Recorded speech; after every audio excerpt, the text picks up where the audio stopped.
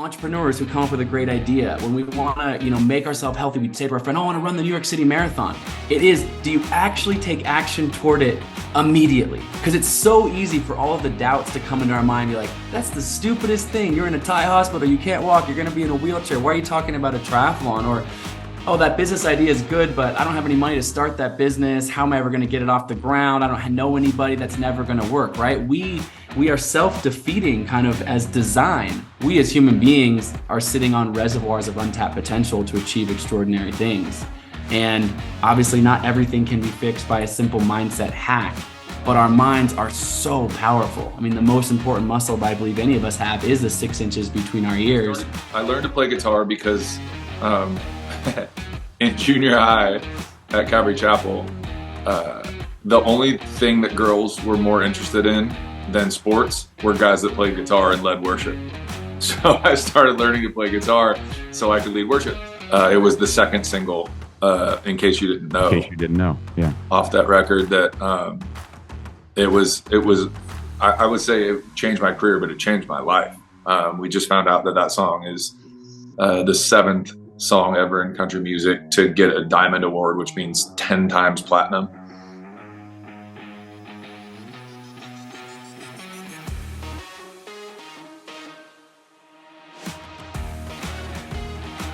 It's been described what I've done as inspirational, but I do think it's an interesting journey into the personal mind, body, and soul. And I often think that we live sort of in these lives of what I call, the zone of comfortable complacency, or sort of in this comfort zone. And I don't necessarily think that leads to the most fulfilling version of life. And so although I love the peak arc of life's experiences, these highs that we can experience, I also derive a lot of benefit from feeling the full tapestry of life's experience, from the lows to the discomforts to the challenges along the way. I think anyone who's been successful in business, anybody who gets to the end of their life and we sort of admire at scale and culture, I think oftentimes have endured a lot of hardship to get to where they are. I don't think it's the people that have sit quietly on their couch and just pass their days watching Netflix. So a lot of my own personal inspiration and journey has been to get out there and experience life from some of those extreme vantage points. I would venture to say that there is no Netflix couch sitting that's going on in your home on a regular basis. That's fair to say. Take us through the journey of developing that kind of mindset. I know this doesn't happen overnight, and I know some of the struggles that you've been through, especially we'll talk a little bit about an accident that you suffered in 2008 in Thailand. But where does the mindset that you just described, does it layer in, or is there an aha moment? And maybe your aha was back almost, 15, 16 years ago. Yeah, I'll share a little bit, because I think that was really a seminal moment for me. And it's surprising to come from such a tragedy to actually, kind of make me stronger and shift my mindset ultimately in a positive way.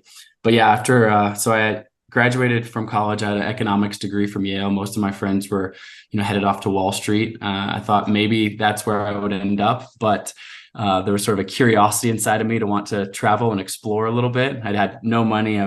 Didn't have a lot of money as a kid growing up. I was a public school kid from Portland, Oregon, and I would paint houses in the summer. And I took that sort of small savings, a few $1,000 basically, and bought a one-way ticket by myself after college to go travel around the world, staying in youth hostels, sleeping on floors, hitchhiking, went through New Zealand, Australia, all through Southeast Asia, until I found myself on this small beach in rural Thailand on an island off the coast there.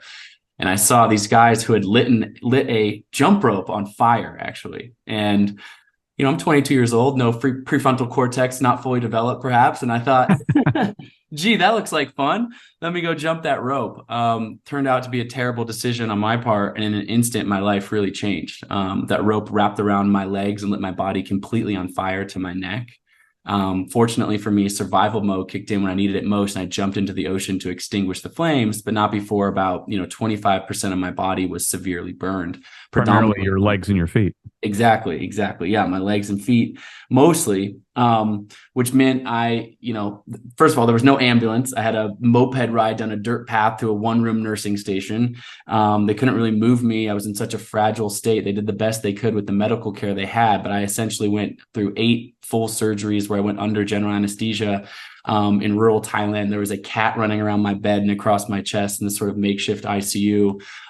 It was a tough set of circumstances. But your question you asked about mindset, truthfully, I was in the darkest place I've probably ever experienced my young life at this moment. I was an athlete in college. I was a swimmer, kind of really in my body as my identity of who I was. And in an instant that was taken away. This doctor walks in, he looks me in the eyes and he says, I hate to tell you this, but it's my job to tell you the truth. You're probably never going to walk again normally. They thought how badly I was burned on my legs, that my ligaments, my knee joints, et cetera, would never regain full mobility. And I thought, wow, I really screwed up here. I don't know. I just kind of downward spiraled in my mind. My mother, incredible woman that she is, she shows up on about the 4th or 5th day, kind of tracks me down after hearing about this accident, flies across the world. And she sees me, crying and just in such a horrible place. Now, I actually just became a parent myself, have a 6-month-old baby, so I can relate to kind of what it might be like to be a parent and see your kid in this helpless state. And my mother tells me now she was crying herself in the hallways, pleading with the doctors for good news, but she actually never showed me any sort of fear. She walked in and said to me, Colin, your life's not over. Let's dream with limitless possibilities. What do you want to do when you get out of here? Let's set a goal. Let's look toward the future. And she kind of just kept in on me with this sort of positivity, if nothing else, daring me to dream. And she finally had me close my eyes. I closed my eyes. And she says, if you could do anything when you get out of here, what would it be? And I don't know why this came to me, but perhaps because I was an athlete and I thought myself crossing the finish line of a triathlon, not something I'd ever done before in my life. And I open my eyes and I tell her this. And this is actually the moment right here. I say, hey, I saw myself crossing the finish line of a triathlon, but I kind of say it with not a lot of confidence. I'm looking down at my bandaged legs. I half expect her to say, hey, Colin, I said set a goal, but maybe something more realistic, like look at your legs. Right. But instead, she says to me, great, that's your goal. Let's start working on it right now. And she yells over to the Thai doctor and says, Doc, bring my son in some weights. He's training for a triathlon. So in a matter of minutes of me proclaiming this, I'm lifting 10-pound dumbbells in a rural Thai hospital, talking about how I'm going to one day race a triathlon. And I think that moment, again, about your question about mindset, is such a sliding door moment in my life. And for many people, when we entrepreneurs who come up with a great idea, when we want to, make ourselves healthy, we say to our friend, I want to run the New York City Marathon. It is, do you actually take action toward it immediately? Because it's so easy for all of the doubts to come into our mind and be like, that's the stupidest thing. You're in a Thai hospital. You can't walk. You're going to be in a wheelchair. Why are you talking about a triathlon? Or, oh, that business idea is good, but I don't have any money to start that business. How am I ever going to get it off the ground? I don't know anybody. That's never going to work, right? We are self-defeating kind of as design. And so that mindset shift was huge. I'll fast forward the end of the sort of story, which is I get back to the United States. I learn how to walk again. I take a job in Chicago in finance, trying to get myself back on my feet, quite literally and figuratively, with just a job and a career path as a young person. I sign up for the Chicago Triathlon. I spend a year training for it while I'm working in Chicago as a commodities trader. I race the Chicago Triathlon, and then to my complete and utter surprise, I don't just finish the race, but I actually win the entire Chicago Triathlon, placing first out of nearly 5,000 participants. 18 months later. You failed to mention that part. It was a year and a half, and all of a sudden you were a first-place triathlete. Exactly. And I think, the mindset, the sliding door moment happens in the Thai hospital with my mother, but me realizing the benefit of that in my own mind didn't happen until I crossed the finish line of the triathlon, which wasn't just a moment where I just said, well, let me pat myself on the back and realize I must be a great athlete. That's not where my mind went. My mind goes back to the Thai hospital, wondering what would have happened had my mom not forced me to look towards the future and set a measurable goal. And what I realized in that moment, not just myself, I believe that of any single person on the planet, is that we as human beings are sitting on reservoirs of untapped potential to achieve extraordinary things. And obviously not everything can be fixed by a simple mindset hack, but our minds are so powerful. I mean, the most important muscle I believe any of us have is the 6 inches between our ears. We're going to face tragedy. We're going to face setbacks. We're going to face hardships in our lives. But if we can find in those moments the ability to shift our mindset more towards the positive, there are really limitless possibilities, I believe, in what we can achieve on the other side of that. And ultimately, people ask me, if you had a time machine, you go back and whisper in your 22-year-old's ear, would you jump the flaming jump rope?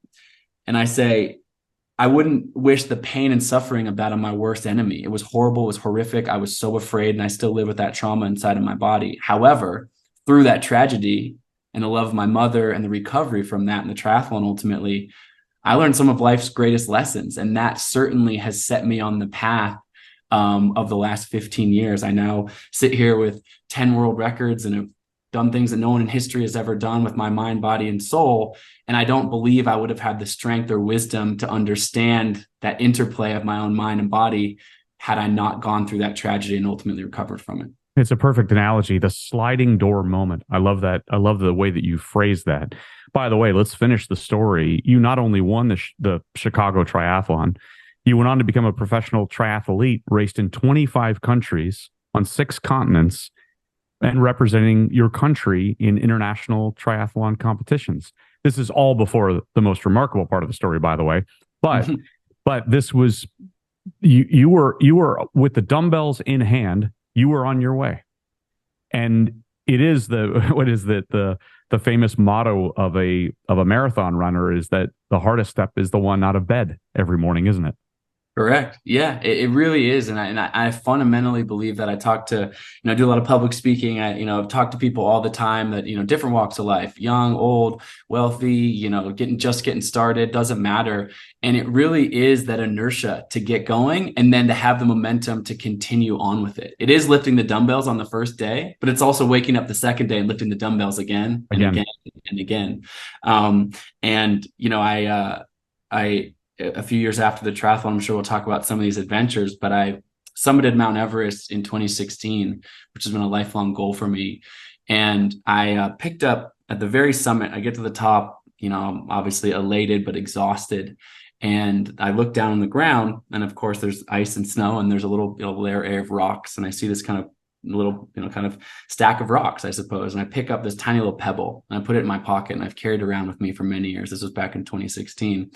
And I carry that rock in my pocket from the summit of Mount Everest as a reminder that even Mount Everest, the tallest mountain in the world, is really just a bunch of small rocks stacked on top of each other, what I think of as many steps leading to the summit. So your point about it's not the marathon or the peak performance at the Olympics on the day, it's the marathoner getting out of bed, taking one more step. And I think about that as stacking those millions and millions of rocks to reach that Everest-sized goal. Remarkable. Why Everest? Let's get to that. How did you go from triathlete to rock climber? Yeah, it was an interesting transition. I'd raced triathlon professionally for the U.S. national team for about 6 or 7 years. It was an incredible part of my life. Like as you mentioned, went all over the world and kind of pushed my body in that way. And then, as I was kind of thinking about what I wanted to do next, I kind of honed back in a little bit of that mindset I had in that Thai hospital. Like, if I could do anything, what would it be?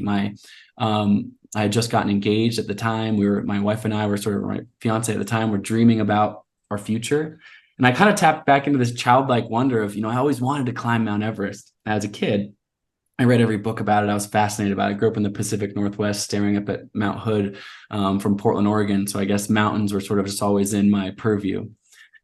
And but then I went a step further, which is like, okay, Mount Everest, that would be amazing. Again, didn't have the money to necessarily go do that, but also, is there something more? And I learned about the 7 summits, which is the tallest mountain on each of the 7 continents. And I learned about something called the Explorer's Grand Slam, which is if you take the 7 summits, you climb the tallest mountain on each of the 7 continents, as well as complete expeditions to both the North Pole and South Pole. That's called the Explorer's Grand Slam. And that was something that only about 50 people in history had ever achieved, ever. And most people take 5, 10, 15 years to do so. But I thought, what if I, kind of the athlete's mentality, what if I applied the athlete's mentality and said, could I do it faster than anyone? Could I set a world record for completing this Grand Slam? And by doing so, I figured I could maybe raise some sponsorship and funding, because I think it would be an interesting, story to follow. I knew nothing about kind of that game, but that's when I sort of rolled up my sleeves and started, knocking on every single door I could to get support for this project. It was going to cost, $500,000. And, as again, it's similar analogy, but it's, we can talk about the summit of Everest, and, ultimately I did set this world record for the Explorer's Grand Slam, doing all of that in 139 days. But that project actually lived and died in me waking up, sending emails, knocking on people's doors, and having 999 people slam the door in my face saying, this is a terrible idea. This is never going to work. I can't support and sponsor this. You're not not a mountain climber.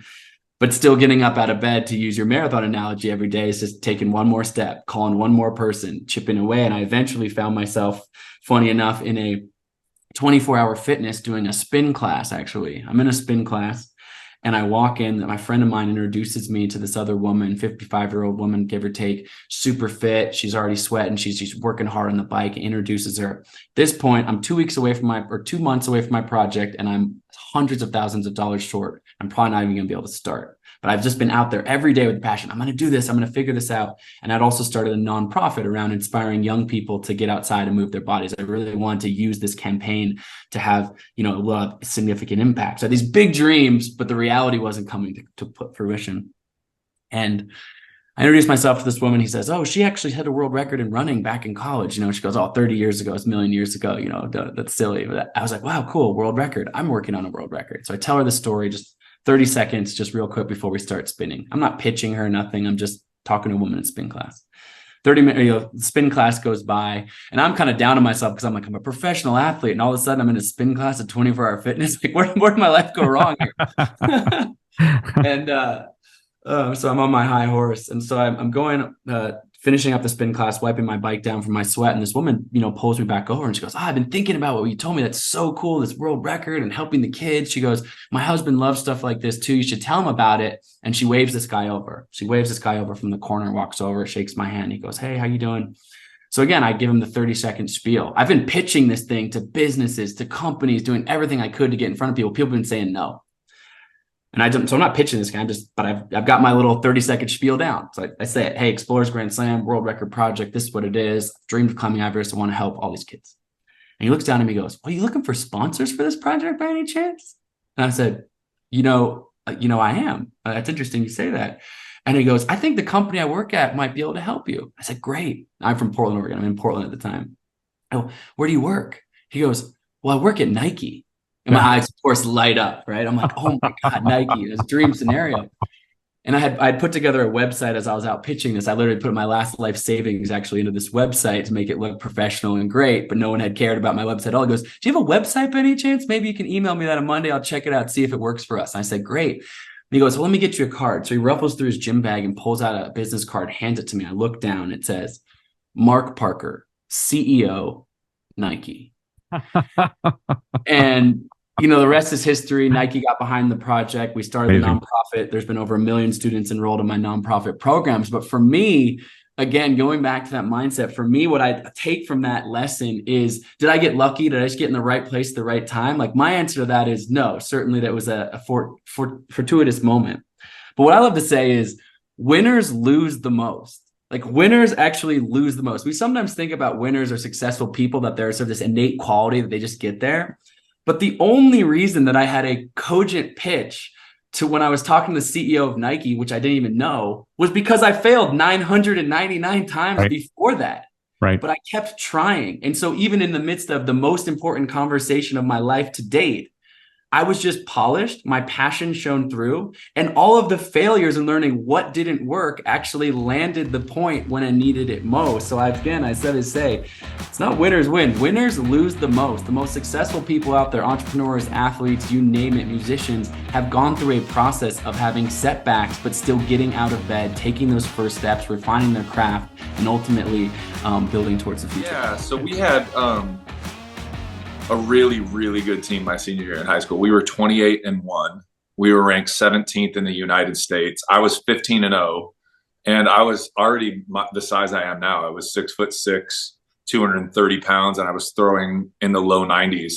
I led Orange County in every category, but they wanted to kind of lowball the draft and the offer because I was at a small school. And I said that's not fair. The guy down the road at Servite High School, we beat them this year. He doesn't throw as hard as me, and you're going to take him in the first round. You want to take me in the 6th round. I'm going to go to college. And I can still stand behind that decision. I think it was the best decision at the time. But turned out I hurt my elbow in college and never got the chance to go back into the draft. But when did you know you wanted to be a singer? I mean, I know your dad was a minister. You grew up in you grew up at Calvary Chapel High School, Costa Mesa. Uh-huh. And when did you think that singing was going to be the route? I don't know that I ever thought it was, honestly. I learned to play guitar because in junior high at Calvary Chapel, the only thing that girls were more interested in than sports were guys that played guitar and led worship.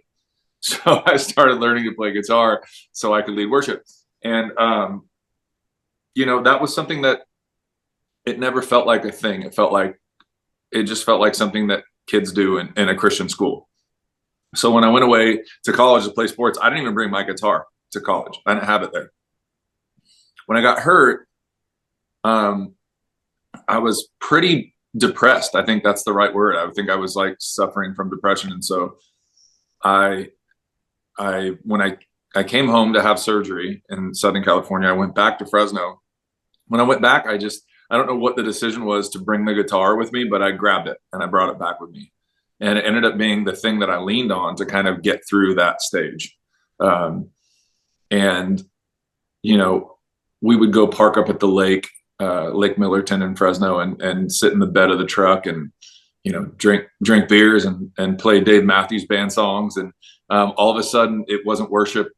It was just music, And so when I moved back to Southern California, I had this one night where a bunch of friends had gone out to the bars in Newport Beach, and we ended up at, they close at 1:30 and we weren't ready to shut it down yet. So I'll never forget, I was sitting on one of those like inflatable exercise balls playing a mini guitar at a friend's house. And it's 2:33 in the morning. And a girl that I randomly went to high school with was there, and she goes, you have to do this. Like, you can't just make this the thing you do at 3:00 in the morning. Like, this is stupid. You have to pursue this. She goes, I'm a makeup artist in Hollywood. I'm working with the Pussycat Dolls right now, but a lot of other artists, I have access to people. You need to come up to LA and you need to take a shot at this thing. And even though I did move to LA, I took her on her word and I moved to LA, but nothing happened in those 10 years. But the reaction I got from people is what made me realize I can probably do this. I could walk into a restaurant or a bar with my guitar and say, can I talk to your manager? I want a gig here, and play for them. And I never got turned down. So that's where the confidence started building, and be like, tell me your worst night of the week and I'll bring you a crowd on a Tuesday night. That's how Sonoma Wine Garden in Santa Monica started. And so the confidence was built by first asserting myself, putting myself out there, but never being told no, And so when I moved to Nashville, I felt like I was too old to be the artist anymore. I was already in my early 30s and nothing had happened. So I moved to Nashville to write songs for other people. And the second that I started pitching the demos, it was, who's the demo singer? Huh. And within a year in Nashville, I'm getting meetings because I'm singing the demo on these the vocal on these demos. So it was, it took one person to say, you should do this, for me to go, all right, that's what I've done my whole life. If I feel confident, if you give me confidence in something, and Jeremy knows better than anybody, if I feel confident, I'll win an argument when I know I'm wrong, So it's the music thing was like, who's the demo singer? And I was like, all right, let's take a meeting. So right. it was an interesting path, and it took, 10, 11 years, but I feel like I'm where I'm supposed to be. So who is the demo singer? Questions answered. Who was the girl who told you to go do that? My friend Carlene, who's still crushing it doing makeup in Los Angeles, was a girl that was a year older than me at my high school.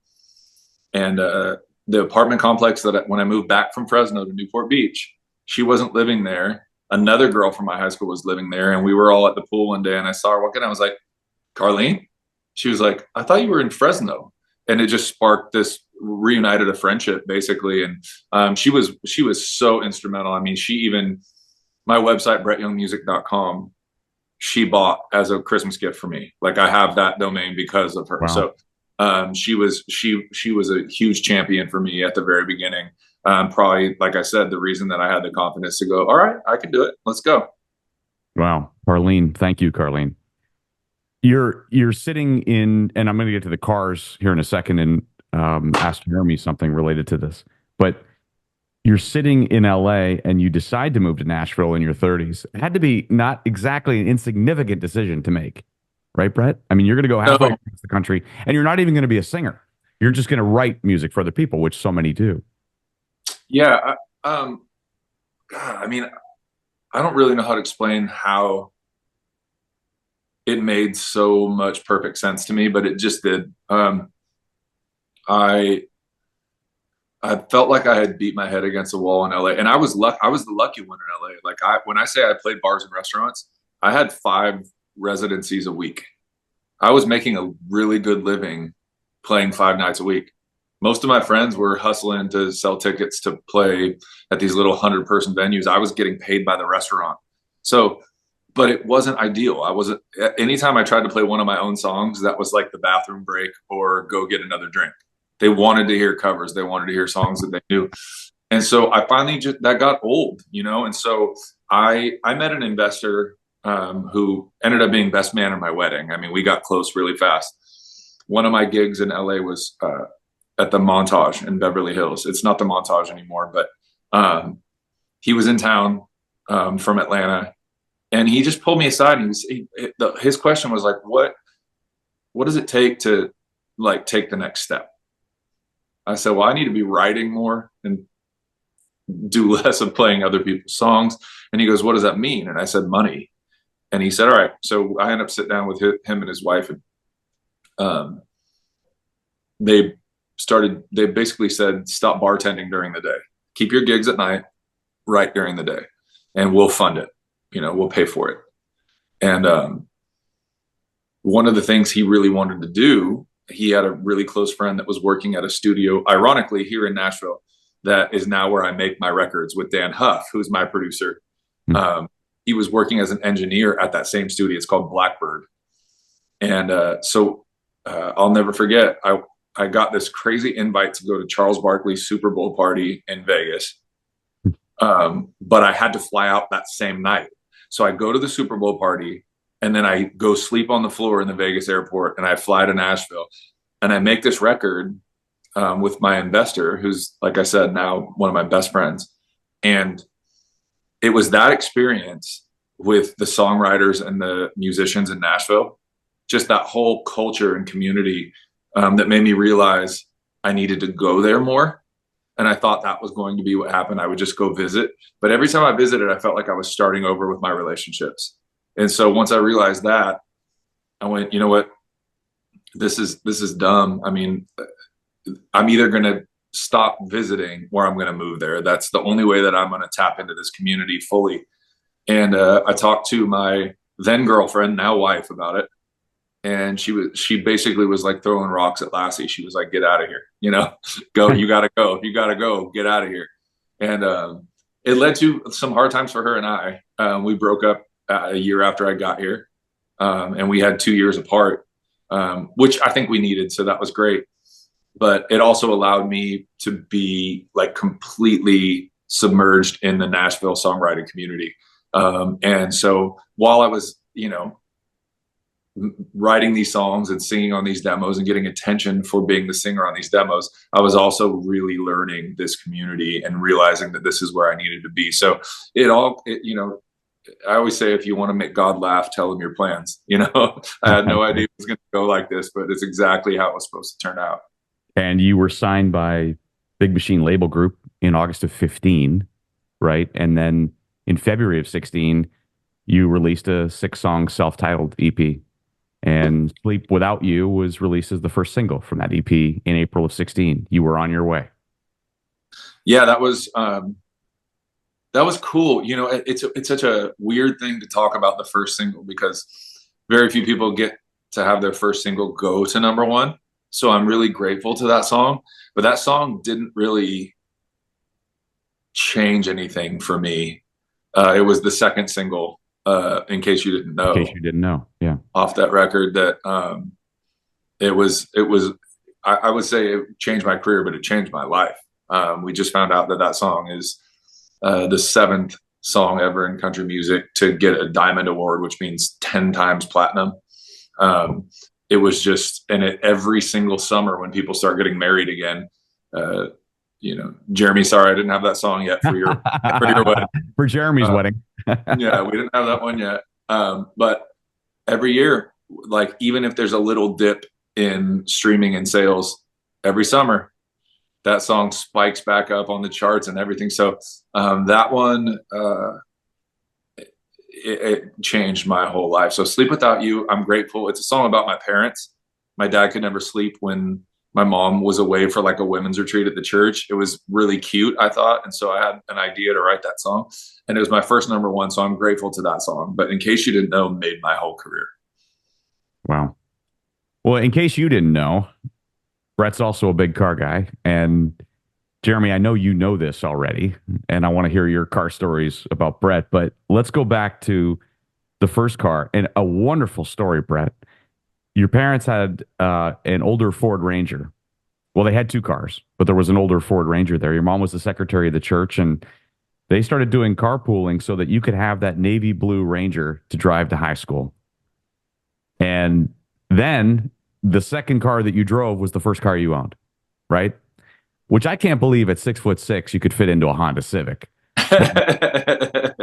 And I have back problems to this day. I did not fit. Because of that car. Yeah, no, that was so the funny thing about the Ford Ranger, by the way, my parents have always been so supportive, whether it was, they're supporting ridiculous career agendas. Like, okay, you want to play pro baseball? We'll support you. Okay, you want to be a singer? We'll support you. They've always been that my whole life. They've been my biggest cheerleaders. And that even with the Ford Ranger, it was like, well, I guess, since mom works at the church, you can just take the other car. Well, that Ford Ranger, even though I have great memories in that thing, it was like a tiny little 6-cylinder, and there was an issue with the gas consumption. It was like guzzling gas like I've never seen. And so we had to get rid of it.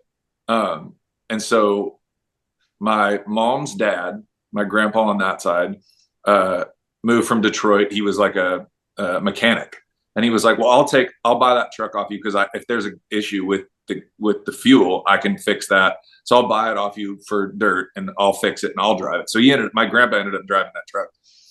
And so when we went, like my dad was a pastor at a small church. We didn't have any money. So the Honda Civic was like, this is pretty much one of the only ways you're getting into a new car right now. This is the price range. This is what you're doing. And, when you sit in it, you're like, this is fine. But when you're driving it for, 30 minutes, hours on end, you start going, man, my butt doesn't even fit between the wings of this seat. Like it feels like I got a giant wallet in my back pocket. What's going on here? You start getting back problems. And I would show up to basketball practice limping, and coaches like, did you hurt yourself? And I'm like, no, I'll be fine. Give me 5 minutes. No, I just drove here. I was just driving. But good memories in that car as well. It just wasn't the right car for me. Jeremy, how much of a car guy is he? It's pretty funny because, I get to deal with cars every day of my life. And the text message I get from Brett today are, have you seen this new car that's coming out? Or, hey, I built this one online. What do you think about this one as we go through? And so sometimes I actually got to ask him on some of the cool things that are coming out on some of these cars and the features that are in some of the ones that he drives today. But it's pretty fun because, I think about, his career, and then his passion for all things that are in life. And as Brett said, when he gets engaged in, really any project, whether it's, building a car online or any sort of the fun activities, he goes all in. And so he definitely has continued to drive that passion to the vehicles that he's driving today, and how he specifically wants them to be is a critical piece when they're on the road. And I think they're a little bigger today, so that's the good news. And it's not a Honda Civic, so that's exciting. Well, and the first car that you got a graduation from high school, right? And your baseball coach sold you a car, sold your parents a car. They had to get a loan to buy it, and it was a '96 Ford Lariat, white, all leather, right? Yeah, it was actually my basketball coach. Much better than the Civic. I saw it I left practice one day and it was sitting out in the parking lot right outside the gym, and it had the old, remember the old school, like you still see them sometimes, but the for sale signs that you just put in the window. Yeah, sure. And I didn't even know it was one of my coach's trucks. I just saw it and I was like, I want that so bad. I know we can't afford it. So I'm not gonna bring it up. I'm not gonna bring it up. And then that night, I was at home, and my parents, we had a unique thing. Like we always had dinner together as a family, but it was not formal. My dad would sit in the recliner, my mom would sit on the love seat, and I'd lay on the floor, and we would watch a Dodgers or a Lakers game. We would always be together, but it would be like really informal, And I loved it. I always loved that. And I was laying there, and I'm watching. I think it was a Dodgers game that night. Yeah, time of year it was definitely Dodgers, and I was just like, you know what? Just say something to Dad. Just tell him. And I said, hey, Dad, Ralph is his name was Ralph Blankenship, was selling that truck. I said, Dad, Ralph is selling his Lariat. Um, I don't like this Civic. Is there anything? Is there anything we can do? This Civic's not right. I'm going away to college next year. Like I'd really like to be in a cool car that actually fits me, and this truck is awesome. And he kind of laughed it off. But I found out later that he laughed it off because he was about to go, start paddling, so to speak. Swans are like, they're calm above the surface, but their feet never stop going. My dad was paddling. He was ready to go put some work in it. So, they had to do a home equity loan to buy me that for graduation. And they did.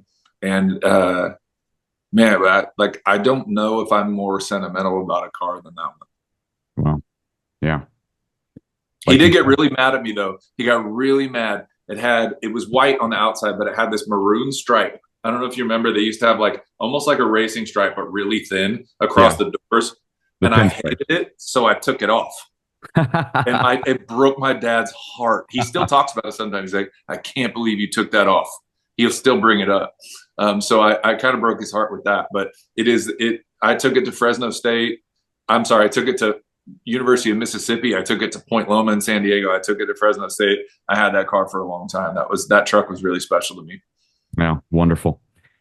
Well, Jeremy, let's talk a little bit about what Brett does to help you and the dealership group and the Does Good Foundation. Well, how did that start, and what have you accomplished, which I know is a ton over the last few years? Yeah, well, I think it kind of started with an idea, just really hanging out with Brett and being able to figure out, Brett does a lot of stuff throughout the nation for, different charities and different events. And through our friendship, we've got to play a little bit of golf. So that's pretty fun. And we get to spend some time together. And we started playing around with the idea with myself and Sean Doe Grand about being able to make a bigger impact here in the Bay Area for our communities. And so, over the years, we've done a lot, and we've done it through the DGDG Does Good Foundation. And we've made, a lot of different impacts through, child events or, children in need. And we decided it was time to take it to the next level with our footprint here in the Bay Area, which is today 17 dealerships, 1,100 team members. And so, we're really, really dedicated on giving back. And Brett and I were playing around with the idea, well, wouldn't it be so cool if we could, get everyone together and have a golf tournament and have fun, but raise, some money. And I said, hey, Brett, well, what do you think about singing a couple songs? And, it's always a tricky deal because, Brett has become one of my best friends. And, I try not to be on the favor train a lot of, hey, would you mind, doing this for me? And he's got a career and he's got, little ones at home and he's traveling all the time. So adding more travel dates, more singing on his calendar is sometimes tricky. And immediately, without hesitation, he said 100% I'm in. As long as you can just figure out the schedule, I am absolutely there. I would love to be a part. And so we have done that now for the last couple of years. We've raised millions of dollars over the last couple of years. Last year, we just finished raising another $400,000 with not only our automotive partners, but our OEMs and really all local funds that go back to helping communities and helping kids in need here in the Bay Area. And Brett has just become such an integral part because they now have got to know him over the years. And so it has, the friendships and, his ability to go connect with people while, I think they're there for his music, not to hear us talk about, the charity and all the things, but people get the impact of, making a difference in people's lives while being part of this amazing event. And he has really just taken it to another level that we never thought it would be. And so we're just extremely, extremely grateful that he would take his time and help make an impact in our communities. What does it mean to you, Brett?